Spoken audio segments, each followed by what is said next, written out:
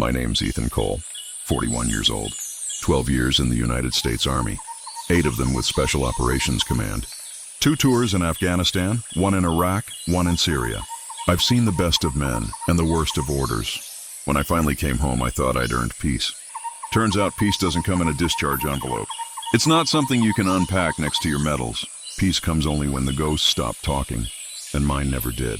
When I got back to Virginia, I didn't have much, just a beat-up truck, a storage locker full of old gear, and a small pension that barely covered rent. My wife had left 3 years earlier, said she couldn't handle the distance, the silences, the nightmares. I didn't blame her. I wouldn't have stayed with me either. But I still had one thing, loyalty.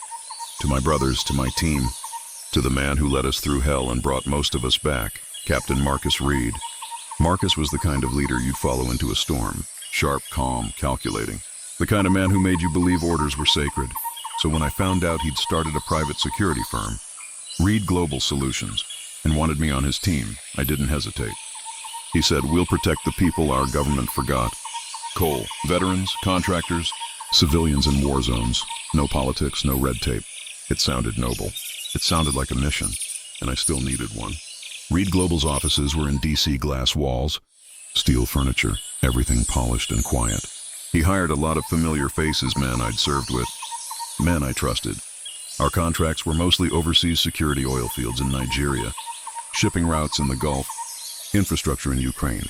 But Marcus always had one rule: don't ask who we're really working for. At first, I didn't question it. When you've lived on classified missions long enough, not knowing feels normal. But one night in Lagos, we were running perimeter detail for what we were told was a communications compound. Inside that compound, I saw cages, not weapon storage, people, locals men, some barely 20 zip-tied, blindfolded, dehydrated. I asked our contact who they were.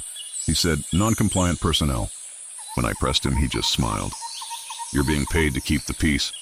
Soldier, not started. That night, I couldn't sleep. The sound of their coughing carried through the vents. It reminded me of the prisoners we'd guarded in Helmand. Taliban, sure. But even then, they got water. When we got back stateside, I confronted Marcus. "What the hell were we guarding out there, Cap?" He didn't flinch. "Intel transfer site," he said. "Human intel." He stared at me a long time before answering. "Sometimes information comes from people who need to be persuaded.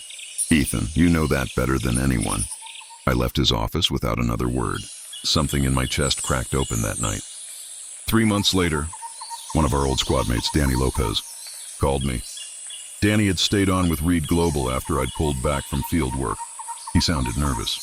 "Cole, something's wrong. Marcus isn't who you think he is. He's moving money through shell contracts tied to the State Department. Billions. They're using veterans as cover." I asked him where he got that. He said, "The same place they got me, internal servers. I found files I wasn't supposed to see. Transfers, photos, manifests." "What kind of manifests?" I asked. "Cargo shipments labeled humanitarian aid, except the containers are full of weapons." Then the line went dead. Next morning, "I saw it on the news. Private jet crash, 3 dead pilot. Security consultant and Daniel Lopez listed as mission loss." I didn't believe it for a second. Danny never flew anywhere without telling someone. So I started digging old. Habits die hard. Every operator keeps backups. I still had access to the encrypted cloud we'd used during deployments. It linked to the same comms Reed Global had repurposed, and just like I thought, the archives were still live, buried under fake contracts and scanned invoices. I found a directory marked Albatross. Inside were documents, shipments, dates, names, and photos.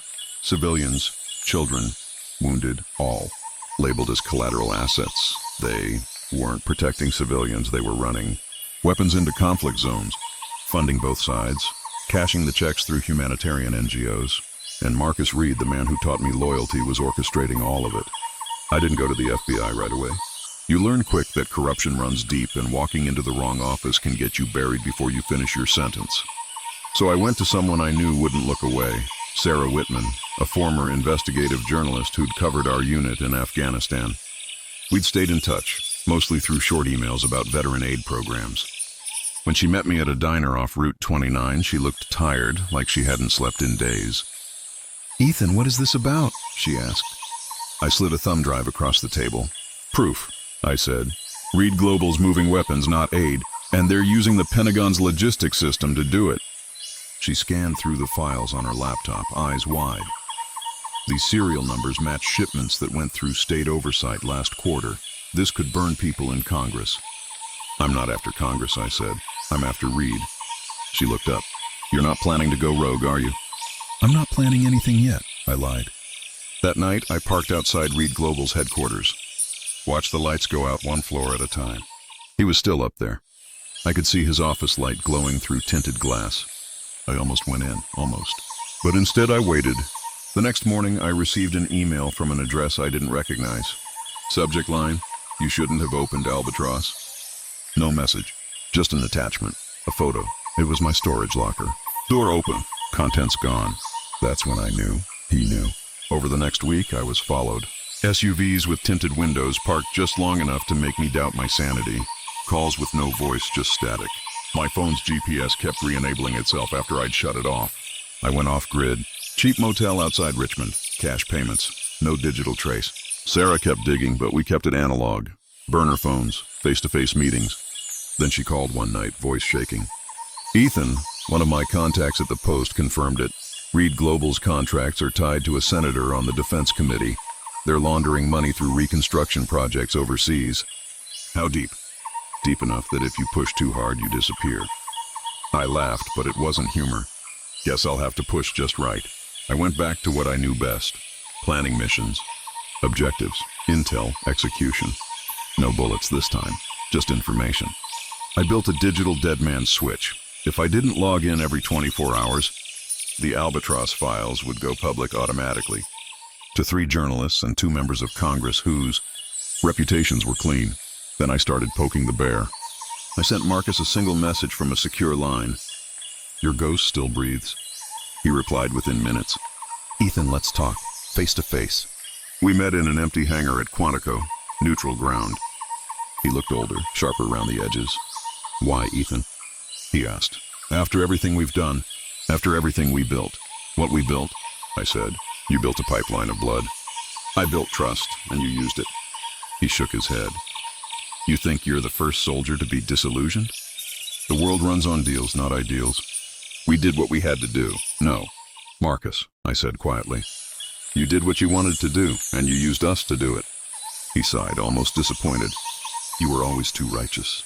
That's why I didn't have you eliminated when I had the chance." He smiled. "But don't worry, I fixed that mistake." I heard movement, boots behind me. 3 men armed, I didn't move. "Think this through." "Marcus," I said, "kill me, and the truth goes live." He frowned. "What truth?" I grinned. "The one uploading right now." Behind him, a laptop on his own desk beeped. His secure network, compromised. Sarah had triggered the upload. Every file, every manifest, every payment trail, all going to the press in real time. Marcus lunged for the laptop. By the time he yanked the power cord, it was too late.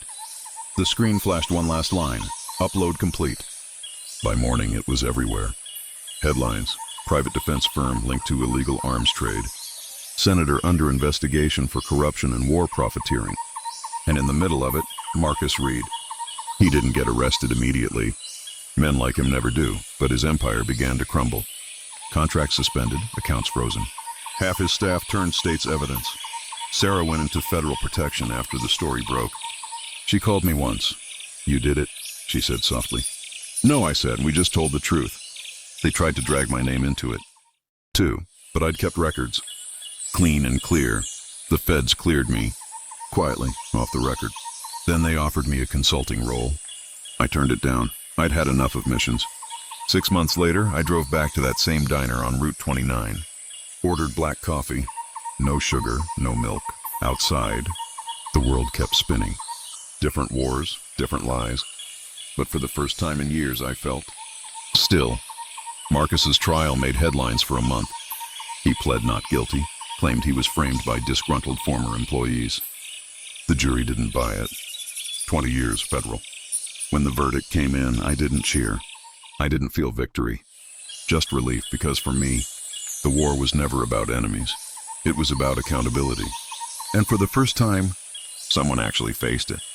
I still get letters sometimes, from old squad mates, from vets who read about the case. They call me brave. I'm not. I just refuse to stay silent. Some nights I sit on the porch, dog at my feet, watching the horizon fade. There's a kind of peace in knowing the mission's finally over. But if I've learned anything, it's that the mission never really ends. It just changes uniforms.